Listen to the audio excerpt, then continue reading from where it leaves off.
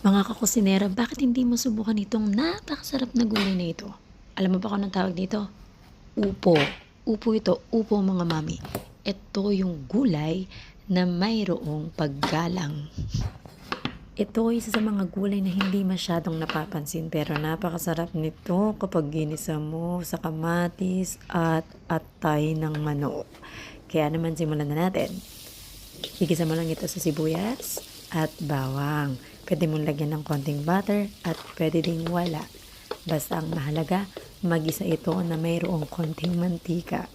At syempre, ilalagay mo na ang iyong pangsahog. Again, ang sahog dito, pwedeng manok, pwedeng atay ng manok, at pwede ring balon-balunan, o pwede ring wala. Ngayon, pag ginisa mo na ito sa lahat ng iyong mga sahog, samahan mo na rin itong lagyan ng timpla, which is paminta. Lagyan mo na ito ng asin or pwedeng fish sauce. Isama mo na rin ang kamatis.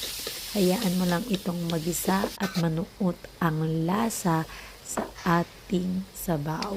Lagyan mo ng konting tubig at ilagay mo na ang upo. At igisa mo lang yan, pakuluin mo lang hanggang sa manuot ang lasa sa ating gulay. Dahil talaga namang napakasarap nito. Mapapa-extra rice ka dito mga kakusinera. Kaya naman, para sa mga ganitong klaseng pagkain, please follow.